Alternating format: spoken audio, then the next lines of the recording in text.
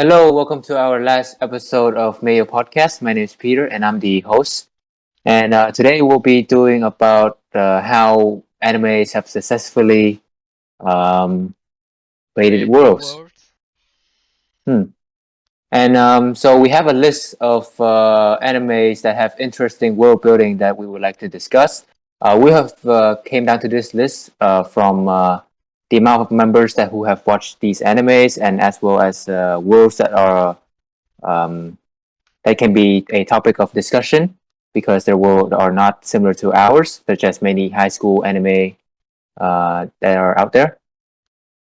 So to start off with our list is One Piece, and if you have watched One Piece, then you would know that it is a very interesting world. It is a world that is very different from ours. It's not. It's it's it's from a geographical map. It's completely different. It's So, mainly consisted of four oceans and a red line.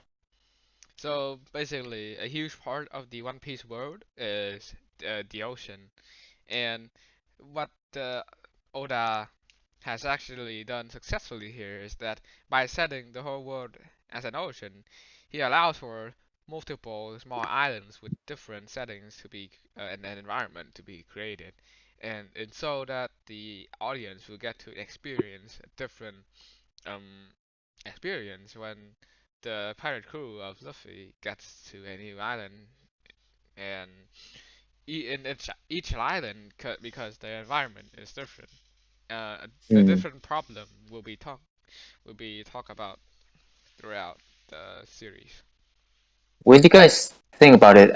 From the first episode, we only knew about the One Piece world as like basically an island and basically from Luffy hometown to being just a vast ocean, and that was really all to our knowledge of it.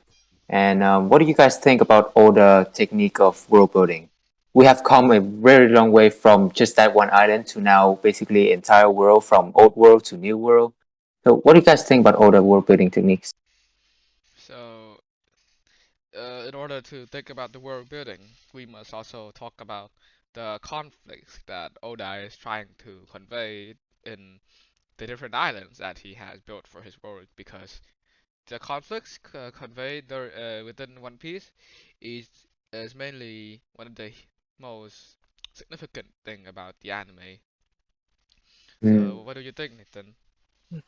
I would also like to add that Oda is a really good foreshadower, and many things that have been said by the characters will um, will affect the story that goes later down the line, and which also reviews parts of the world that we will soon later discover.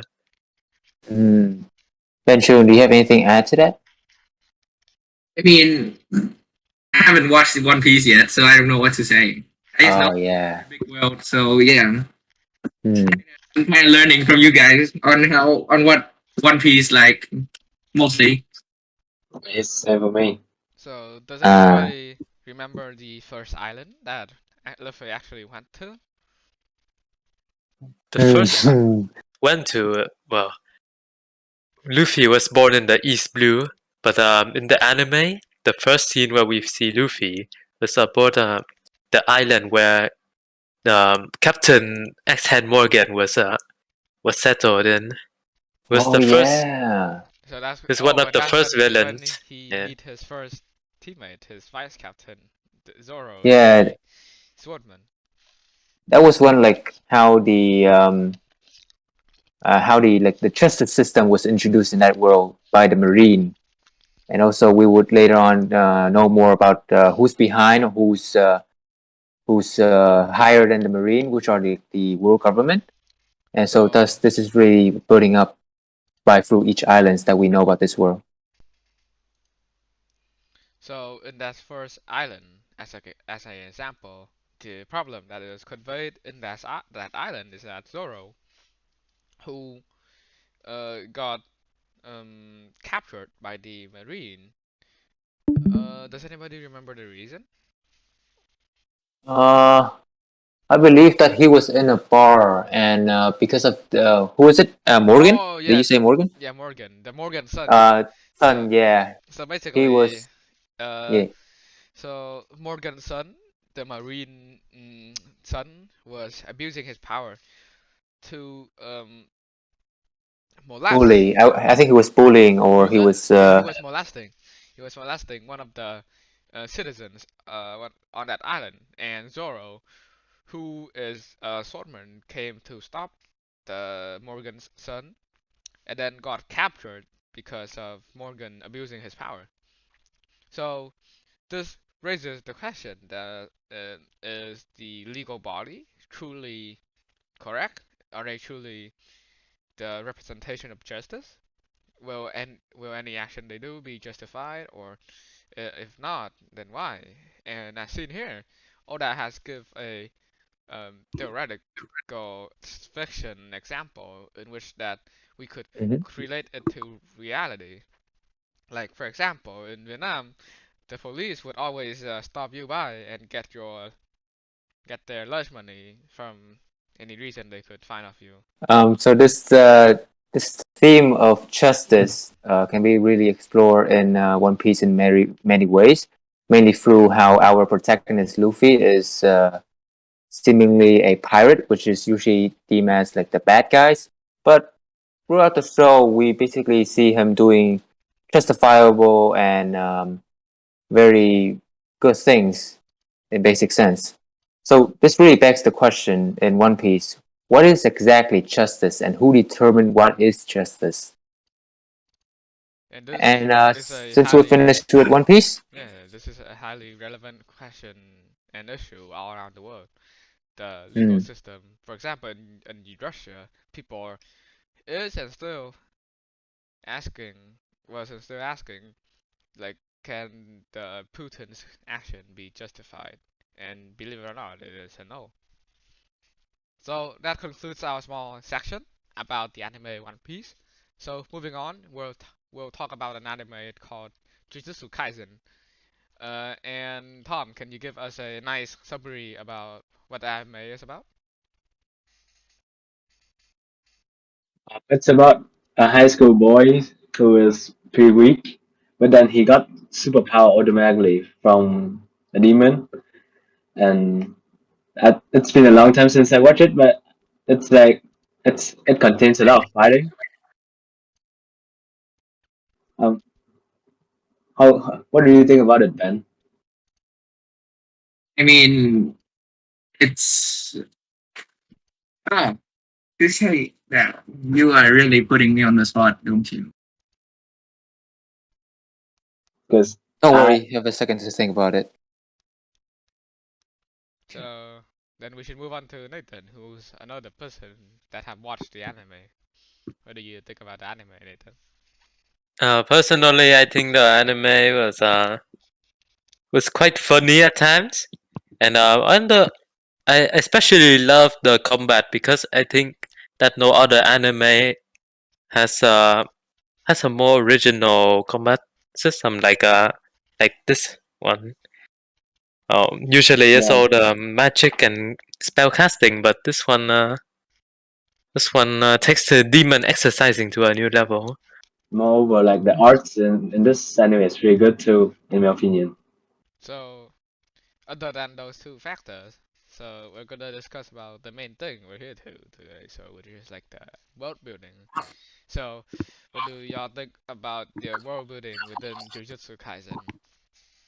How was it successful? I think the system of ranking or the characters inside this anime is really well done. How like there are strong class and weak class. Yep. So basically, the ranking is kind of like a mirror from reality, where all of us will eventually get ranked some way in somewhat or another. And as Itadori, the main character, got ranked, but his power is not because of himself, because of the demon that is residing within him. So it poses the question that is it really true, and is it really ethical that should a person be ranked or not? Because other ways, there might be a person who is not ranked who can perform better than those who are ranked, and the idea of ranking people sounds like basically slavery back in the days, where you would rank your slave in a auction. To be fair, No, but in this case, it's like ranking for fighting different yeah, but like monster sometimes that though, fits their ranks, that reduce the safety. It increase the safety, I think. yeah, but is it true? Does it truly increases the safety? Because the character who has the glasses and wears the white clothing, his power increases as time, like the time that he has to work increases, and so is the ranking considered correct by then?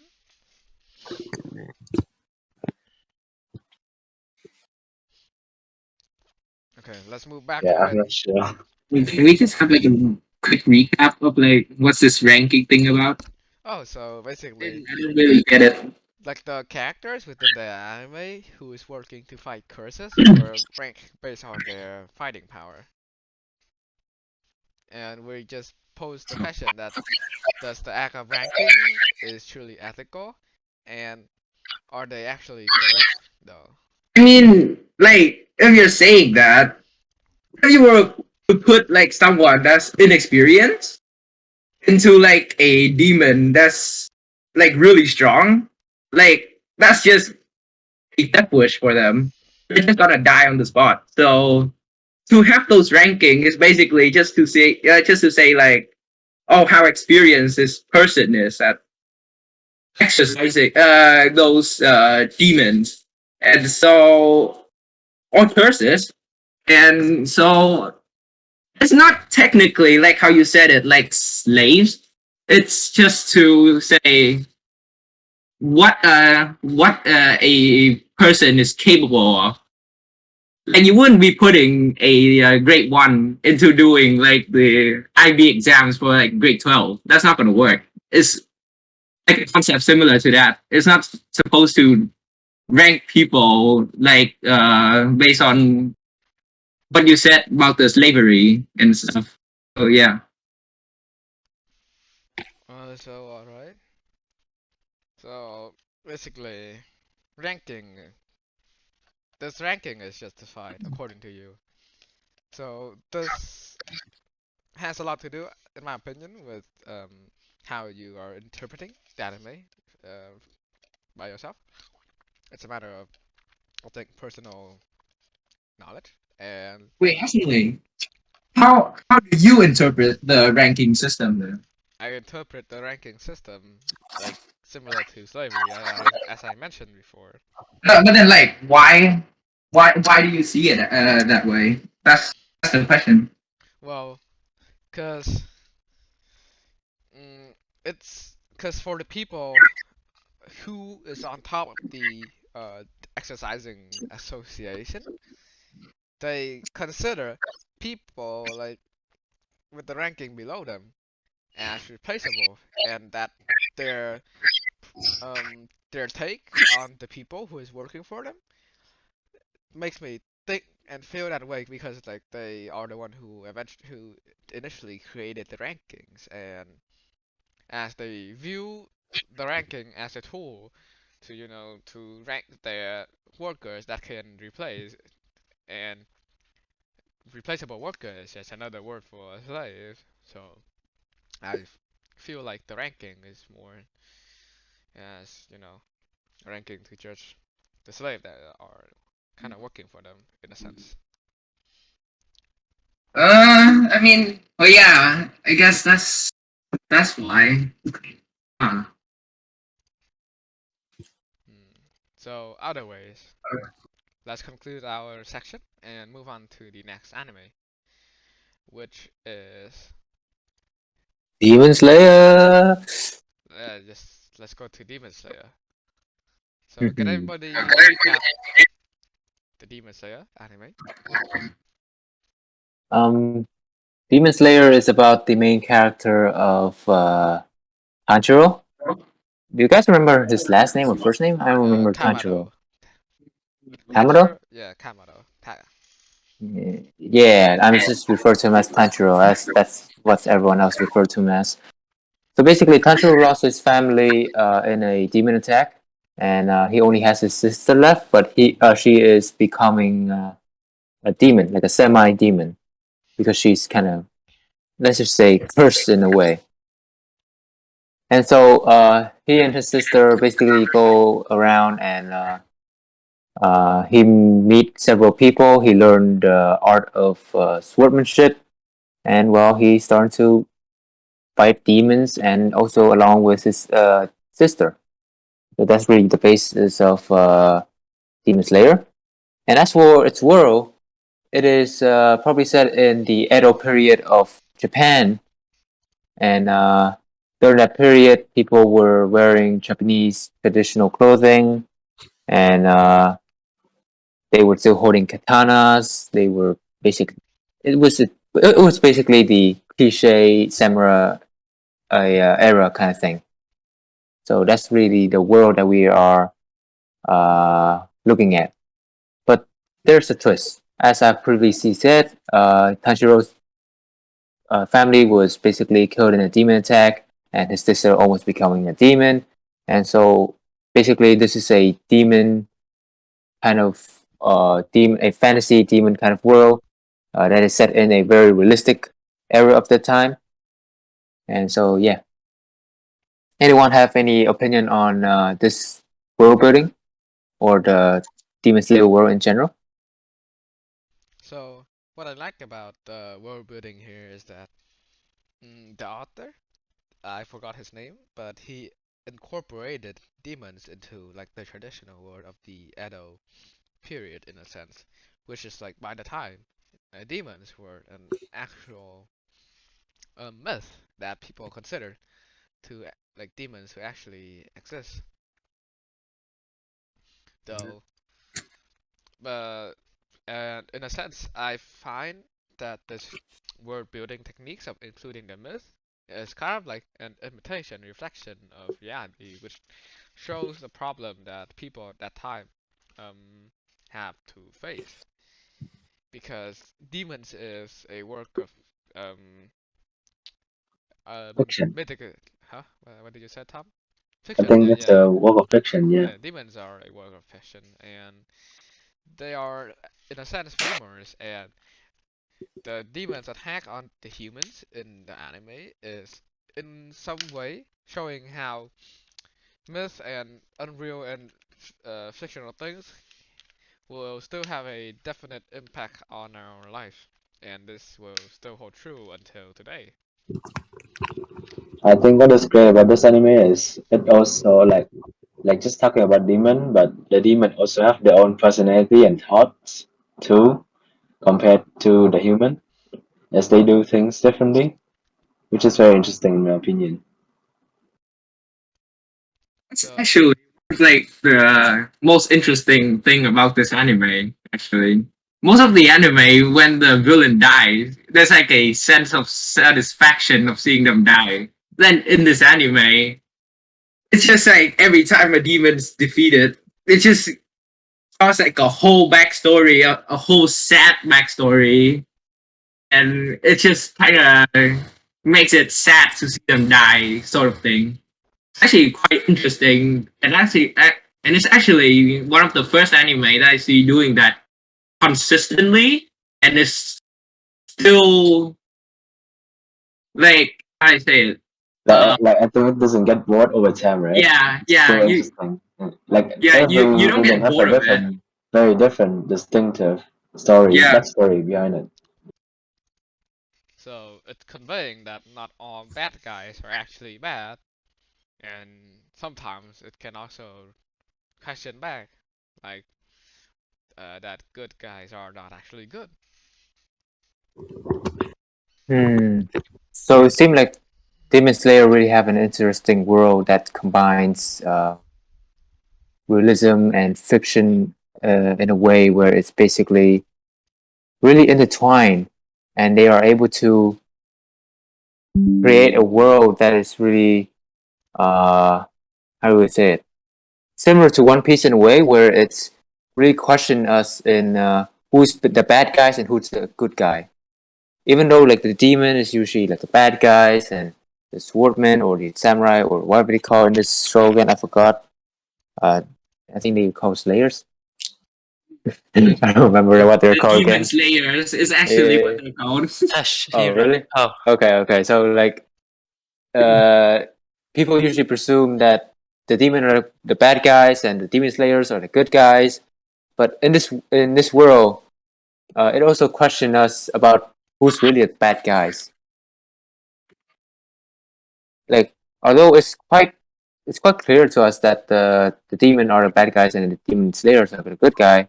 Some demons have sad backgrounds and they really just are good people with tragic background.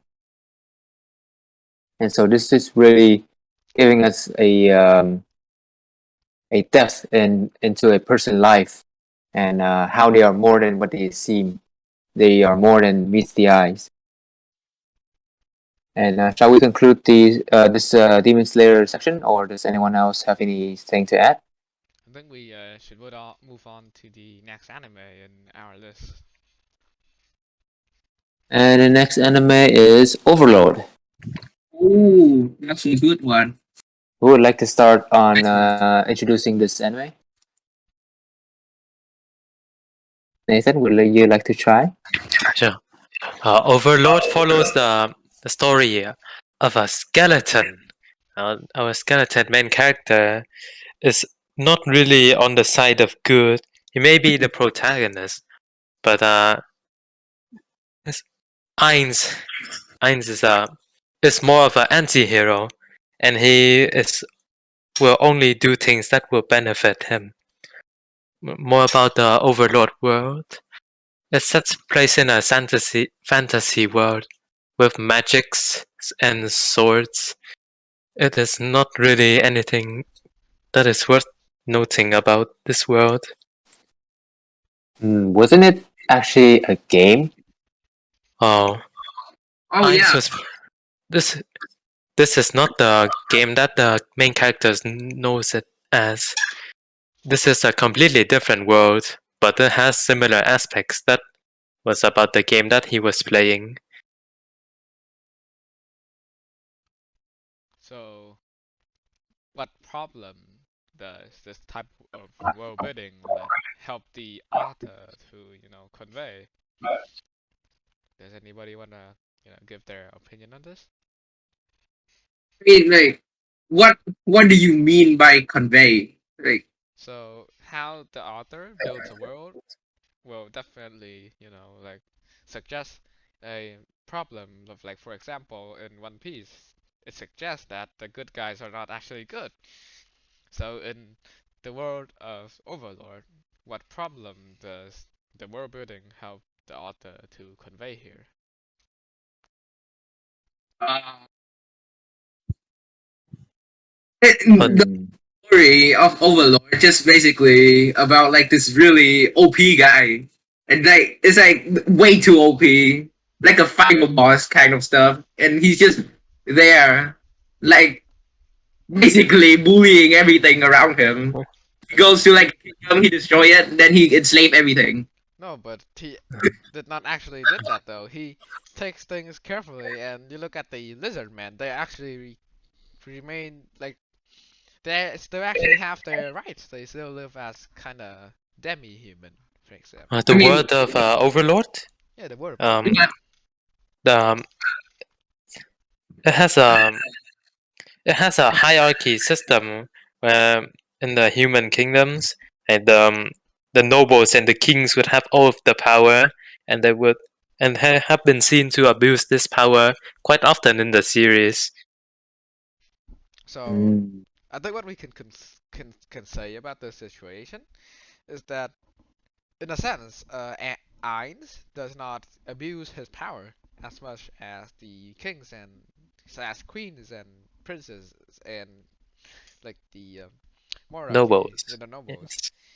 Yes. It's ironic that the guy with the most power in the series did not abuse his power, while the nobles with much lesser power seems to abuse their power, and this conveys quite an issue.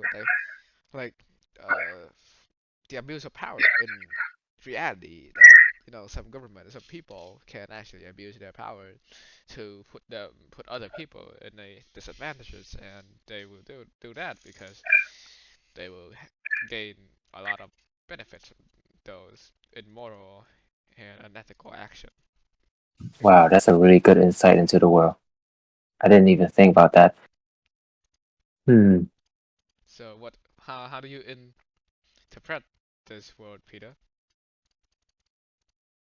Well, the majority of the time, I'm just I was looking at the glorification of what's his name again? The main character, Eins. Saint Ainz. Yeah, dang it.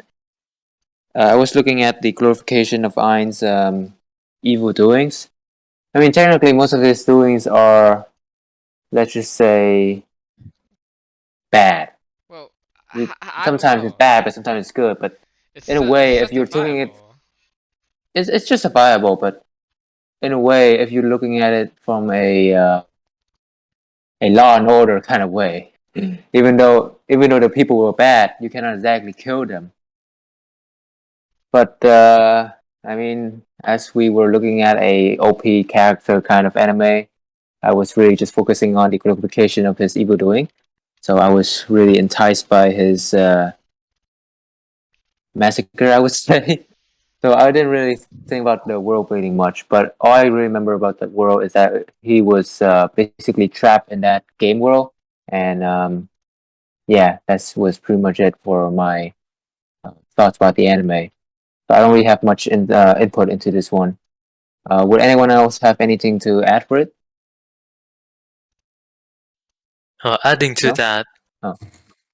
Eins, Continue. we see Eins and the guildmaster had a conversation where Eins asked if the adventurers were supposed to protect everyone, and then the guildmaster said of course. But then Eins asked if everybody meant also included the elves, the dwarves, and all of the other non-human races, which surprised the guild leader.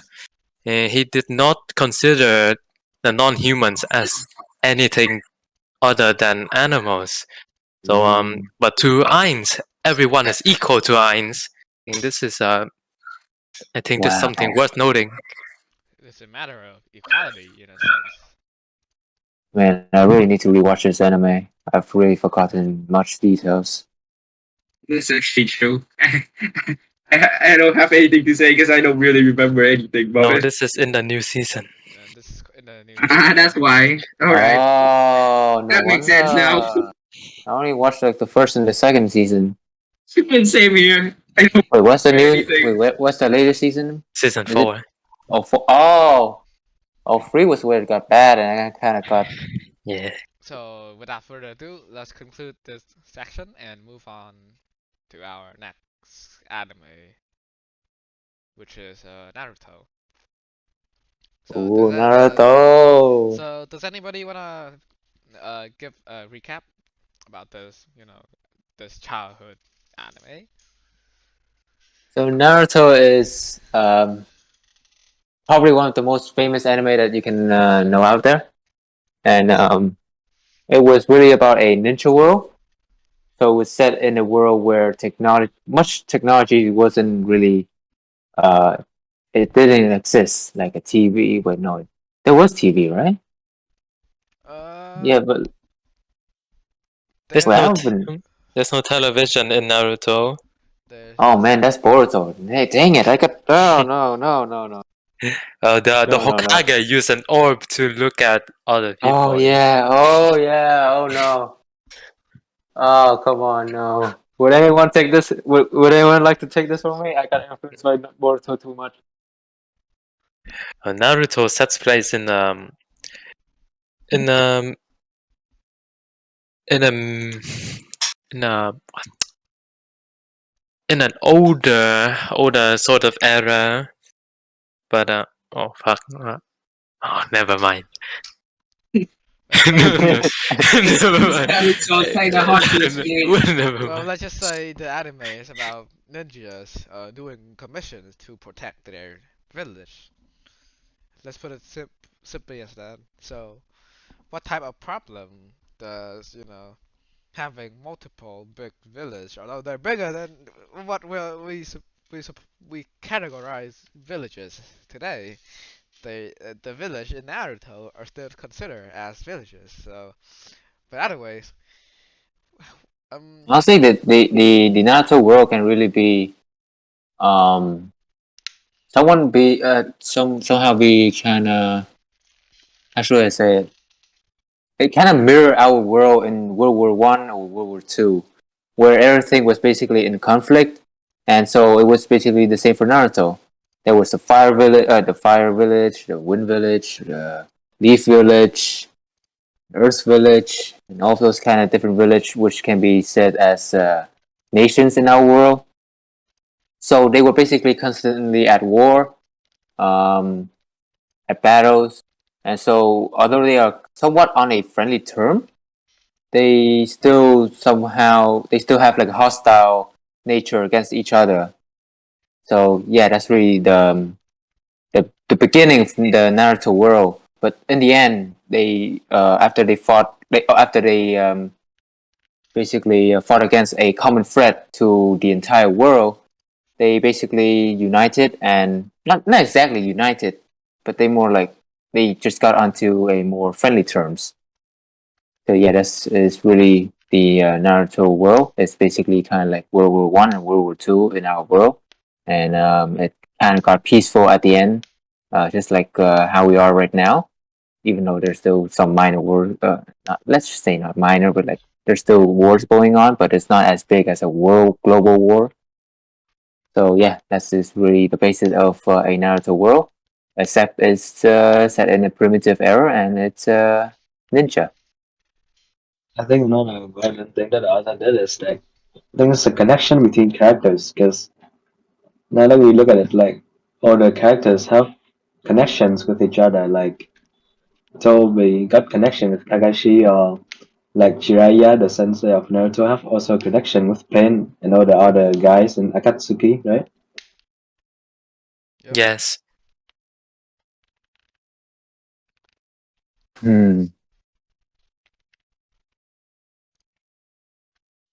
So from this we have learned, a lot of kind of interpretation from each other, and we have kind of see how the world building of an anime can, help the author to express some problems in that world, and those are problems that can correlate to problems in the real world, and th- it's extremely relevant because by asking ourselves about those problems, we are essentially trying to understand the differences in culture, and we can understand ourselves more because we learn how to solve those problems or like solve others' problem, and we can understand how other people behave the way they do.